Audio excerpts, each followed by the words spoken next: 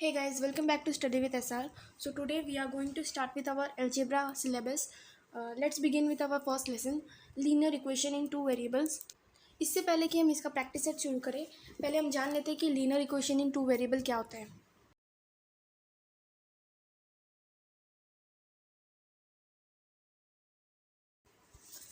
Linear equation in two variables मतलब जहाँ पे दो वेरिएबल्स हो. वेरिएबल्स मीन्स कौन सा भी alphabet of English alphabet from A to Z, और ये हमेशा स्मॉल होना चाहिए, स्मॉल लेटर होना चाहिए अल्फ़ाबेट्स के, मीन्स ए टू जेड. और वेरिएबल्स मतलब ये होता है. और लीनियर इक्वेशन हमें कुछ इक्वेशन फॉर्म करना है जिसमें इक्वल्स टू होता है, उसके बाद कोई नंबर होता है, इससे पहले दो नंबर होते हैं और यहाँ पर कोई साइन होता है. अब यहाँ पे प्लस हो माइनस हो, यहाँ पे मल्टीप्लाई नहीं होता है और ना ही डिवीज़न होता है. यहाँ पे बीच में एक साइन होगा प्लस, यहाँ पे कुछ वेरिएबल होगा, यहाँ पे कुछ वेरिएबल के साथ कुछ नंबर होंगे और यहाँ पे एक नंबर होगा, यहाँ पे कोई भी वेरिएबल नहीं होगा. ये इसका रूल है. यहाँ पे वेरिएबल होगा तो हमें यहाँ पे शिफ्ट करना है. मतलब यहाँ पे अगर कोई अल्फ़ाबेट है किसी नंबर के साथ या फिर अकेला अल्फ़ाबेट ही है तो हमें इसे यहाँ पे शिफ्ट करना होगा. For example 2x plus 3y is equals to 1. ये हमारा एक लीनियर इक्वेशन है क्योंकि यहाँ पर दो वेरिएबल डाले गए हैं. Linear equation in two variables मतलब दो वेरिएबल्स आने चाहिए. यहाँ पे मैंने x और y लिया है, यहाँ पे कुछ नंबर भी है और यहाँ पर मैंने एक नंबर रखा है विदाउट वेरिएबल्स. यहाँ पे कोई भी वेरिएबल नहीं है. मैं तुम्हें दूसरा कोई एग्जांपल देती हूँ. अभी जैसे 2x plus Y is equals to 4. यहाँ पर ये भी linear equation in two variable है क्योंकि यहाँ पे x और y है, फिर यहाँ पर एक नंबर है, पर यहाँ पर एक नंबर नहीं है. तो तुम लोग सोचोगे कि यहाँ पर एक नंबर नहीं है मतलब ये linear equation in two variable नहीं है. लेकिन आपको पता होना चाहिए कि जब भी कोई वेरिएबल होता है और वो खाली होता है, उधर कुछ भी लिखा नहीं है, इसका मतलब वहाँ पे 1 है. हर एक वेरिएबल्स के पास 1 एक नंबर होता ही है. तो ये हमारा linear equation in two variable है. अभी ऐसे आप भी कुछ एग्जांपल दे दो मुझे और खुद को ट्राई करो कि आपको समझा कि नहीं. अभी मैं आपको कुछ एग्जांपल दूंगी और आपको बताना है कि उसमें से linear equation in two variable कौन सा है. सो ये मैंने कुछ एग्जांपल दिए हैं. Let's solve it. 10 plus Y is equals to 2. आप बताइए और कमेंट कीजिए कि ये linear equation in two variable है कि नहीं. सो इसका आंसर है no, it is not linear equation because यहाँ पे एक ही वेरिएबल दिया गया, दूसरा वेरिएबल है ही नहीं, कहीं पे भी नहीं है. मतलब ये नहीं होगा अपना linear equation in two variable. अब इसको देखो, 11x plus 10 is equals to 8. क्या ये लीनियर इक्वेशन है? नहीं, ये भी नहीं है क्योंकि यहाँ पे एक ही वेरिएबल दिया गया है, एक और वेरिएबल दूसरा होना चाहिए. अभी ये देखो 22a plus 13b is equals to -2. अभी क्या ये linear equation in two variable है? तो हाँ ये है, पर आप सोचोगे कि यहाँ पे तो माइनस में नंबर है. अगर यहाँ पे माइनस में नंबर है तो भी चलेगा क्योंकि हमें मतलब है सिर्फ दो वेरिएबल से. अभी जैसे 8a plus 12b is equals to 9. तो 8a plus 12b is equals to 9. हाँ ये तो perfect linear equation in two variable है. अभी इधर देखते हैं 7y minus 10z is equals to 11. क्या ये linear equation in two variable है? तो हाँ ये भी है. अभी आप सोचोगे कि यहाँ पे प्लस का साइन नहीं है, माइनस का साइन है. मैंने बोला था अगर प्लस रहे या फिर माइनस रहे वो दोनों linear equation in two variable में आता है. लेकिन अगर यहाँ पे इंटू रहे या फिर डिवाइड रहे तो फिर नहीं. ये दोनों linear equation in two variable अभी हम लोग फिलहाल के लिए नहीं सीखने वाले. हमें सिर्फ ये देखने का कि ये दोनों साइन होने चाहिए. अब यहाँ पे देखो 8y इज इक्वल्स टू 12. तो क्या ये linear equation in two variable है? तो बताओ आप, अभी कमेंट करो. अभी मैंने ये सब एग्जांपल आपने पहले भी देखा है. तो नहीं, ये linear equation in two variable नहीं है क्योंकि यहाँ पे एक और वेरिएबल है ही नहीं. y तो रहना चाहिए था, y है तो x रहना चाहिए था या फिर कोई और वेरिएबल होना ही चाहिए था. 9y plus 11 is equals to 7x.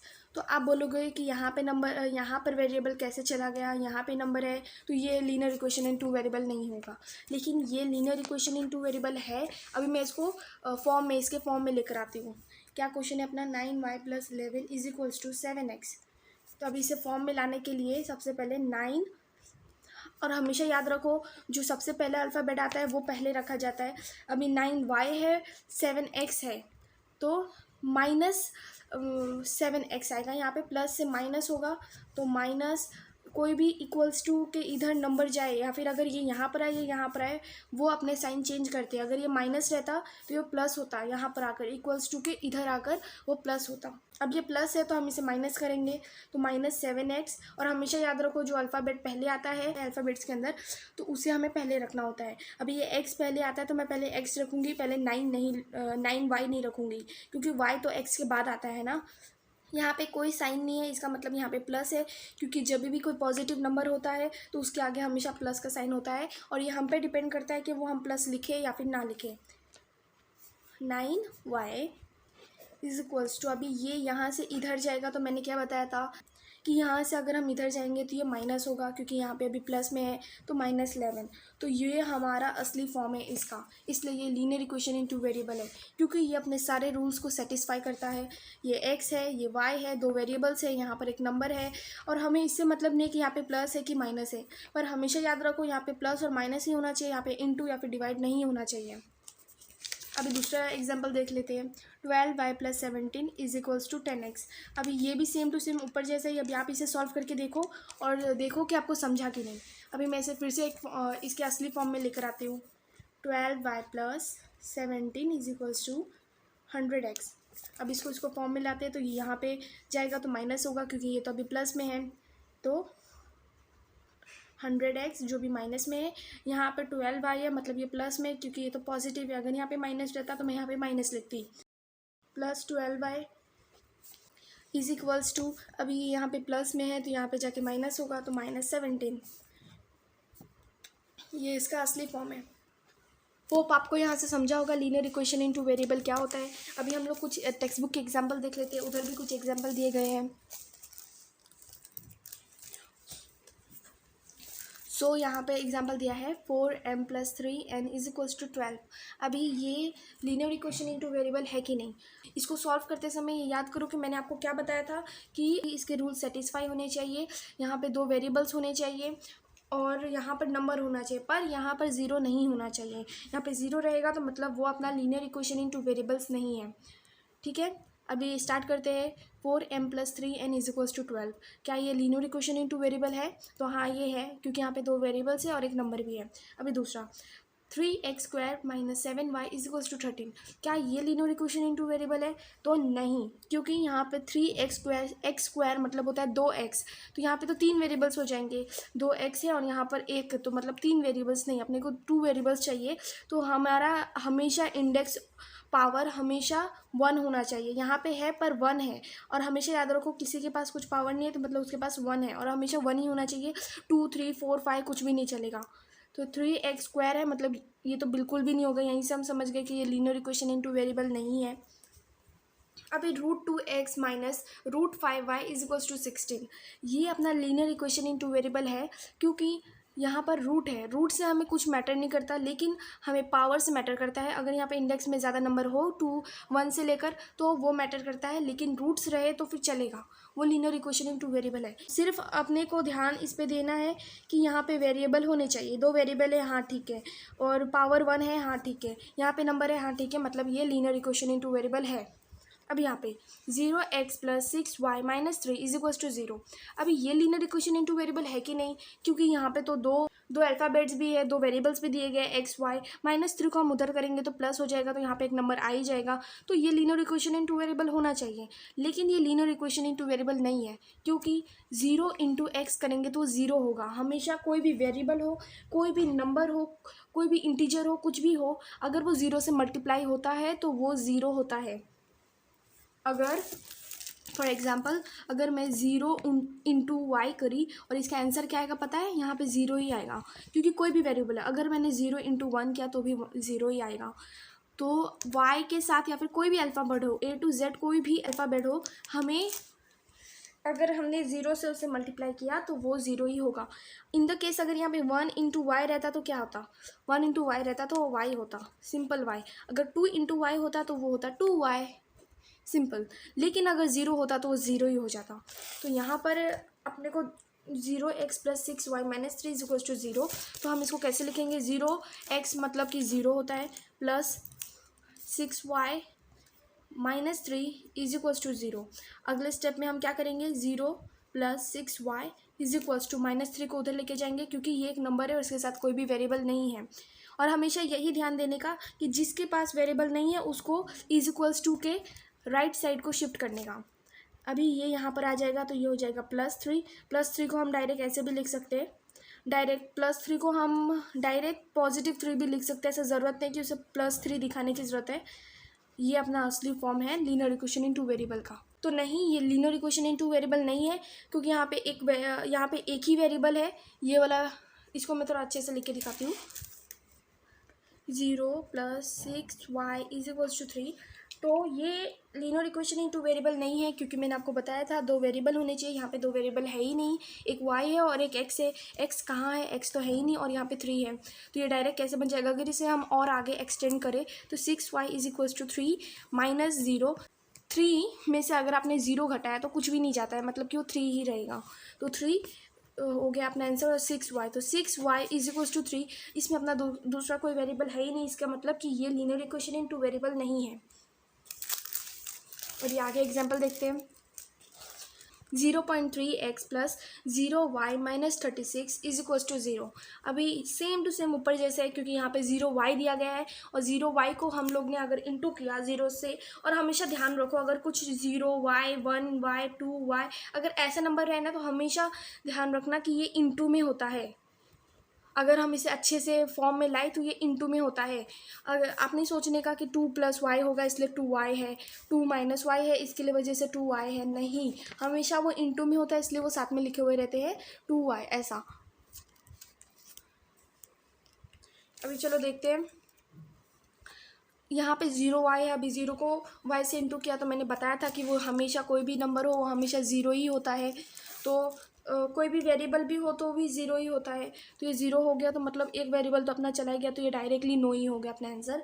ये linear equation in two variable नहीं है। अभी हम ये देखते हैं 4/x + 5y = 4। तो क्या ये linear equation in two variable है?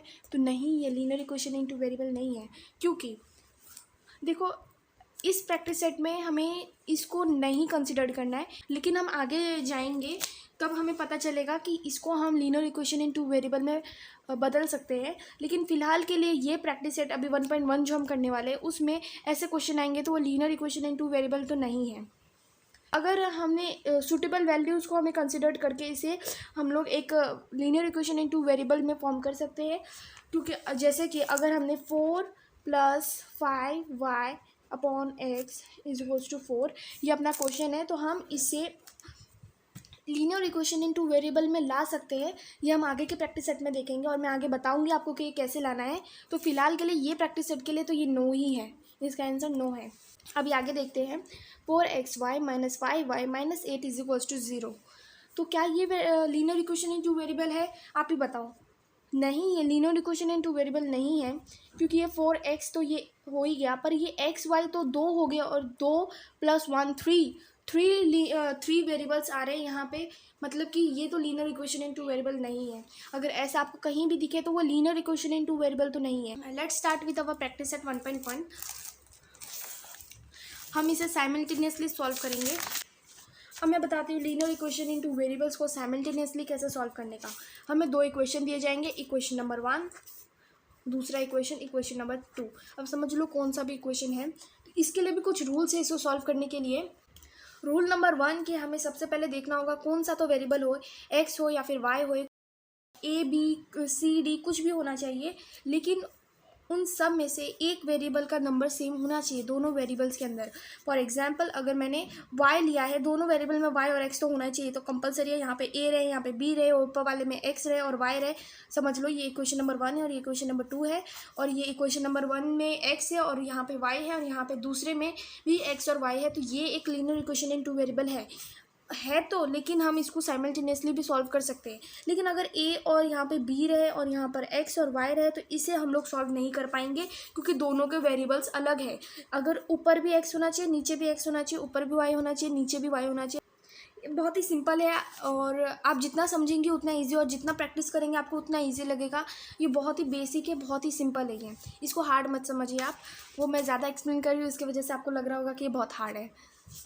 और दूसरा रूल्स पे आ जाते हैं। पहले तो मैंने आपको बता दिया, अभी दूसरा ये है कि हमें देखना होगा कि फॉर एग्जांपल अगर यहाँ पे 3y है और यहाँ पे भी 3y है, तो दोनों, ये रिमेंबर रखो हमेशा कि कोई सी भी वेरिएबल हो, जैसे कि अगर ये y है या फिर x है, दोनों के आगे के नंबर सेम होना चाहिए। अगर यहाँ पे x है तो हाँ ओके, अगर यहाँ पे 2 लिखा है तो यहाँ पे हमें इसे 2 करना होगा, मल्टीप्लाई बाय 2 करके इसको हमें 2 करना होगा, तब जाके ये दोनों सेम होंगे। उसके बाद जैसे कि यहाँ पे अभी 3 है, तो हाँ ये तो बहुत ही बेस्ट है, मतलब कि हमें ज़्यादा मेहनत नहीं करना होगा। लेकिन कहीं पर लिखा हुआ a और यहाँ पर लिखा रहा है a, यहाँ पे 2a है और यहाँ पे a है, चलो हम लोग 3 ले लेते हैं। यहाँ पे 3a और यहाँ पे a है, तो हमें अगले वाले, अगर ये हमारा फर्स्ट इक्वेशन है, सेकंड इक्वेशन है, तो हमें अगले वाले में यहाँ पे नंबर सब होंगे। ये मैं बस थोड़े से समझाने के लिए कर रही हूँ, समझ लो। ये कुछ नंबर्स लिखे हुए हैं, तो हमें ये सेकेंड इक्वेशन को इसकी तरह बनाने के लिए हमें मल्टीप्लाई बाय 3 करना होगा। तो 3a होगा, यहाँ पे कुछ तो रहेगा नंबर, उससे हमें 3 मल्टीप्लाई करना होगा, और यहाँ पे 3 से मल्टीप्लाई करने के बाद ये 60 हो जाएगा। तो यहाँ पे हम इसे 60 कर देंगे, यहाँ पर हम इसे 60 कर देंगे, और ये अपना यहाँ पे कुछ नंबर होगा, यहाँ पे 3a है। तो अभी हम इसको अच्छे से सॉल्व कर सकते हैं। यहाँ पे 3 है, यहाँ पे 3 है, तो हम आराम से आगे, और हाँ ये सेकेंड स्टेप रहा कि कोई सा तो वेरिएबल का नंबर दोनों इक्वेशन में सेम होना चाहिए। अभी आगे के एक और रूल है जिसमें हमें देखना है कि ये दोनों प्लस माइनस में होना चाहिए। अगर ऊपर का प्लस है तो हमें नीचे का माइनस करना होगा। ये अलाउड है हमें कि अगर यहाँ पे कोई इक्वेशन है और यहाँ पे इक्वेशन है, यहाँ पे पॉजिटिव में नंबर दिया गया है और यहाँ पे भी पॉजिटिव में ही नंबर है, तो अभी पॉजिटिव ये भी याद रखो, plus plus plus plus plus plus क्या होता है, प्लस प्लस माइनस होता है, माइनस माइनस क्या होता है, तो माइनस माइनस प्लस होता है। अभी माइनस प्लस क्या होता है, माइनस प्लस माइनस होता है। अभी प्लस माइनस क्या होता है, माइनस प्लस प्लस माइनस सब माइनस ही होता है, सिर्फ एक प्लस प्लस प्लस होता है। यहाँ पे सॉरी मैंने माइनस कर दिया था, प्लस प्लस प्लस होता है, माइनस माइनस प्लस होता है, बाकी सब कंडीशन में माइनस ही होगा वो। अब यहाँ पर ये दोनों कंडीशन ही तो रहते हैं, और ज़्यादा क्या रहेगा, माइनस प्लस रहेगा तो माइनस होगा, प्लस माइनस रहेगा तो माइनस होगा।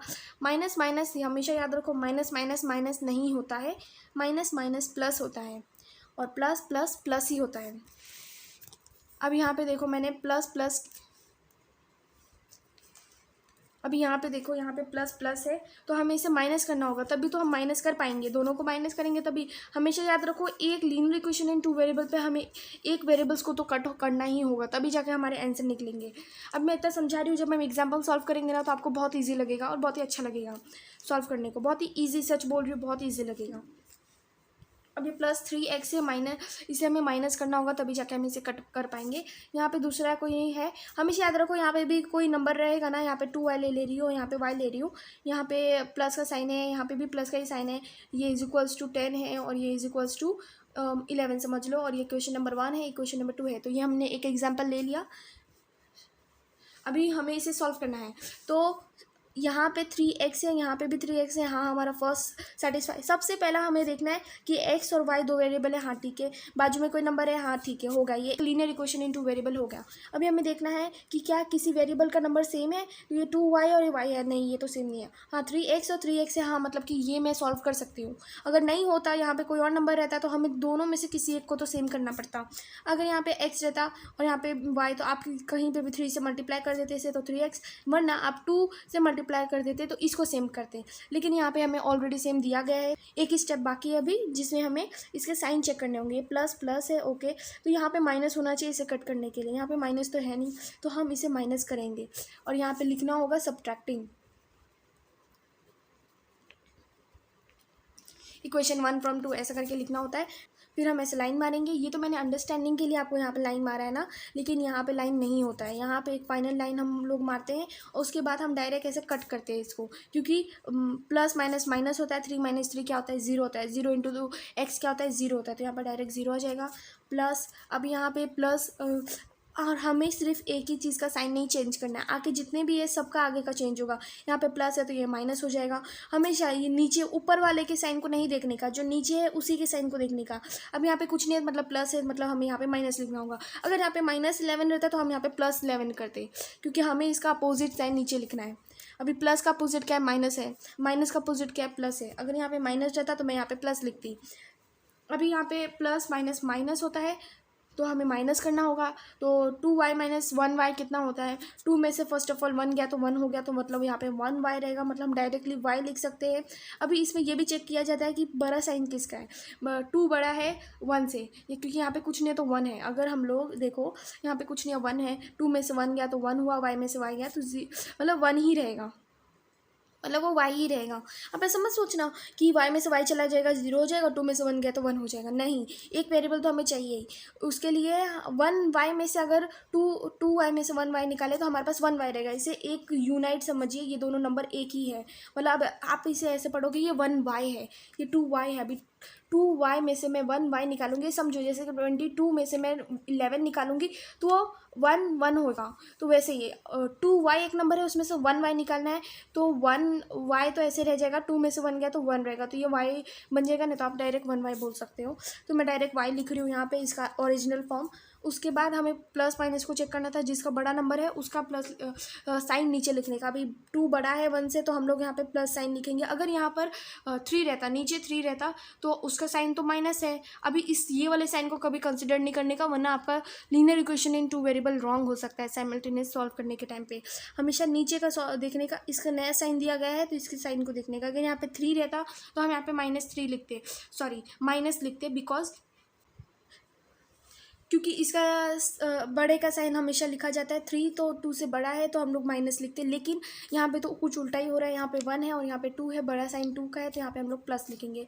Is equals to 10 minus 11, 10 minus 11, first of all 10 11, 11 मतलब 1, बट 11 माइनस 10 करो कितना आता है, 1 आता है, आया 1। अभी हम लोग देखेंगे कि बड़ा साइन किसका है, 10 का बड़ा साइन है कि 11 का बड़ा साइन है, आप बताइए। 11 तो बड़ा नंबर है और उसका साइन क्या है, माइनस है, तो हम यहाँ पे -1 लिख देंगे। अभी इसे हमें y की वैल्यू निकालनी है, तो 0 को तो हम वैसे भी कंसिडर नहीं करते, तो यहाँ पे डायरेक्ट y लिखेंगे, प्लस y को हम y लिख सकते हैं, इज इक्वल्स टू -1, तो हमें y की वैल्यू मिल गई जो है -1, y की वैल्यू -1 है। अभी इसे हम लोग सब्सटीट्यूट करेंगे। सब्सटीट्यूट मतलब कि ये जो इक्वेशन, कोई से भी इक्वेशन को आप उठाओ, 1 उठाओ या 2 उठाओ, उसमें हम y की वैल्यू डालेंगे। अभी जैसे अगर मैंने 1 उठा लिया तो मैं उसके अंदर y की वैल्यू -1 डालूंगी। चलो हम लोग फर्स्ट इक्वेशन में इसको डालते हैं, तो 3x + 2y = 10। तो अभी हम लोग y की वैल्यू सब्सटीट्यूट करेंगे, 3x + 2y हमें मिल गया है जो है -1, तो हम ब्रैकेट में डाल के -1 कर देंगे।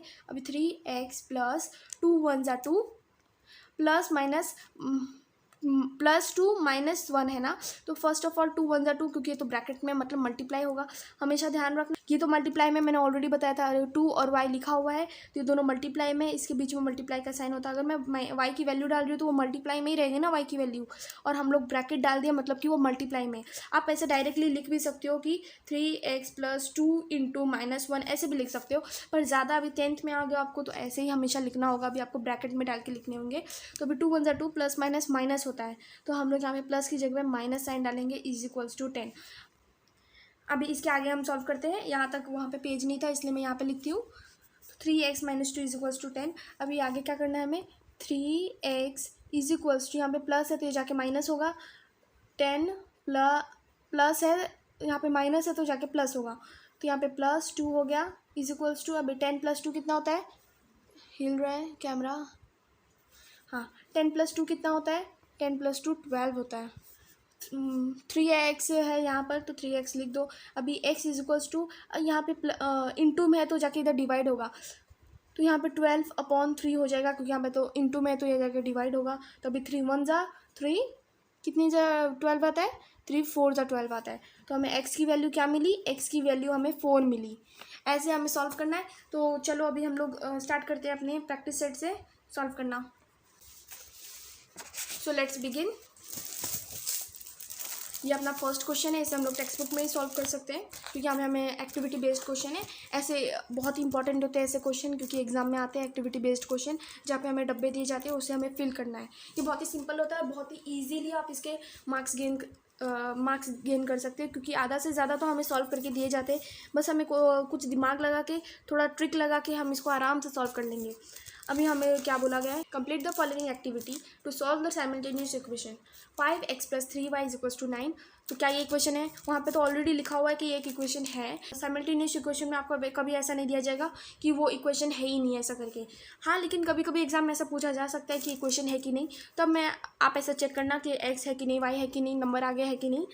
अभी ये साइमल्टेनियस इक्वेशन में कभी भी आपको गलत इक्वेशन तो नहीं दिया जाएगा। यहाँ पे x लिखा रहेगा, यहाँ पे कोई वेरिएबल ही नहीं लिखा जाएगा, ऐसा बिल्कुल भी नहीं होगा। आपको वेरिएबल हमेशा ढंग का एक इक्वेशन तो दिया ही जाएगा, जो असली एक साइमल्टेनियस इक्वेशन है वैसा इक्वेशन तो आपको दिया ही जाएगा। अभी 5x + 3y = 9, ये तो एक क्वेश्चन है, इसको इक्वेशन नंबर हम 1 दे देंगे। 2x - 3y = 12, ये क्वेश्चन नंबर 2 है। अभी हमें ऐड करना है इक्वेशन नंबर 1 और 2 को। क्यों ऐड करना है? सवाल उठना चाहिए ना कि पहले तो मैं माइनस करी थी, अभी ऐड क्यों करना है? पहले तो चेक करो, 5x है, 2x है, x हाँ दोनों में x है, y दोनों में y और यहाँ पे नंबर है, ठीक है। 5x है और यहाँ पे 2x है, मतलब ये तो सेम नहीं है। अभी आगे देखते हैं, 3y और 3y है, हाँ ये दोनों सेम है, मतलब मुझे किसी एक को सेम करने की ज़रूरत नहीं है क्योंकि यहाँ पे ऑलरेडी मुझे सेम दिया गया है। बाकी क्या नंबर तो हमें सेम नहीं करना है। उसके बाद चेक क्या करना था? साइन चेक करना था। ये प्लस है तो ये माइनस है, तो ये तो हमारे लिए सबसे ईजी वाला इक्वेशन हो क्योंकि हमें तो ज़्यादा कुछ करना ही नहीं है, हमें सिर्फ सॉल्व करना है अभी आगे जाके इसे।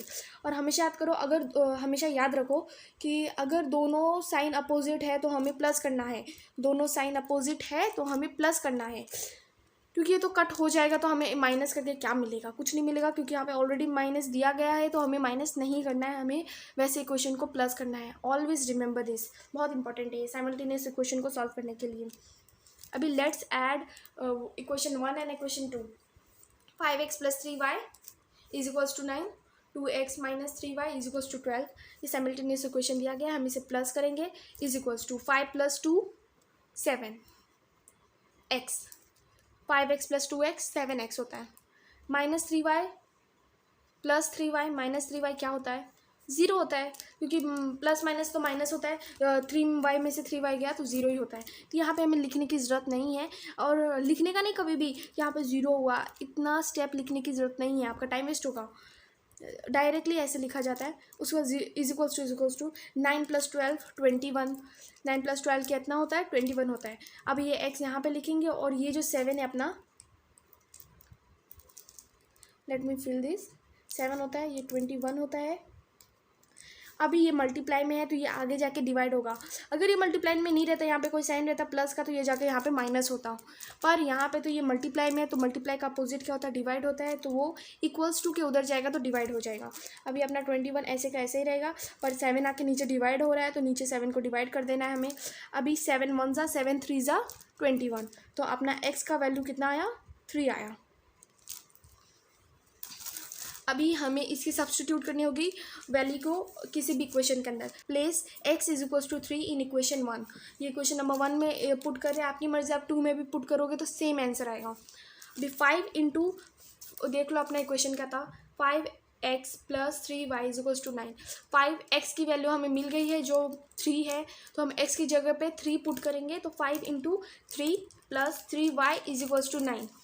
सेम टू सेम है इक्वेशन, बस हमने पुट किया x की वैल्यू को यहाँ पर। अभी 3y ऐसे रहेगा, ये 5 × 3 कितना होता है? 15 होता है।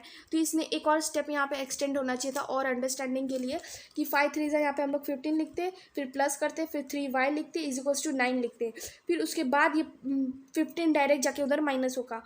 देखो मैं स्टेप लिख के दिखाती हूँ आपको यहाँ पर। 5x + 3y = 9।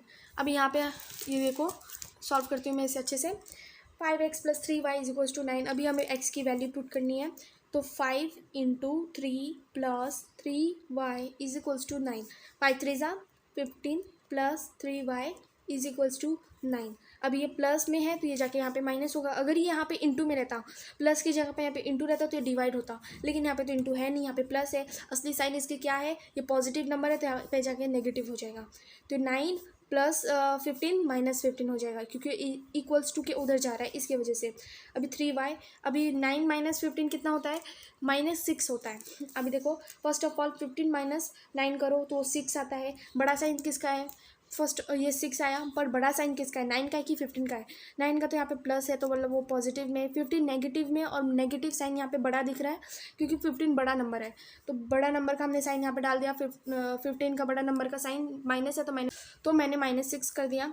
अभी 3y इज इक्वल्स टू, अब ये 3y इंटू में 3 इंटू वाई मैंने आपको बताया था हमेशा ऐसे जुड़े हुए कोई नंबर और वेरिएबल के साथ जुड़ा होता है तो हमेशा मल्टीप्लाई में होता है। अभी 3y मल्टीप्लाई में है तो यहाँ पे इज इक्वल्स टू के इधर जाएगा तो डिवाइड हो जाएगा, तो -6 अपॉन हो जाएगा 3 क्योंकि वो जाके डिवाइड हुआ है। अब यहाँ पे y रहेगा। अब ये 3 1 जा 3 2 जा, y इज इक्वल्स टू -2। ये साइन हमेशा याद रखना। आपने पूरा सॉल्व किया और लास्ट में जाकर आपने उसका साइन लिखा ही नहीं तो आपका मार्क्स चला जाएगा, आंसर को आपको मार्क्स नहीं मिलेगा।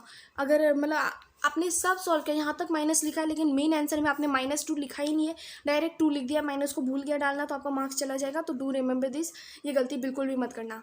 y is equals to -2। अरे आपको दिख ही नहीं रहा था, सॉरी फॉर दिस। ये देखो 3y इज इक्वल्स टू -6 किया। आई थिंक आपको समझा। ये वीडियो लेंदी हो रहा है और फिर ये अपलोड होने में टाइम लेता है, इसके लिए मैं इसका पार्ट 2 बना दूंगी, प्रैक्टिस सेट 1.1 पार्ट 2, जिसमें ये मैं आपको पूरे स्टेप बाय स्टेप समझाऊंगी क्योंकि ये बेसिक है। अगर ये आपने ठीक से नहीं किया तो आगे जाके आपको प्रॉब्लम होगा। प्रैक्टिस सेट प्रॉब्लम सेट जब आप सॉल्व करोगे तो आपको बहुत प्रॉब्लम होगा, इसलिए मैं इसका पार्ट 2 बना दूंगी। तब तक के लिए टेक केयर।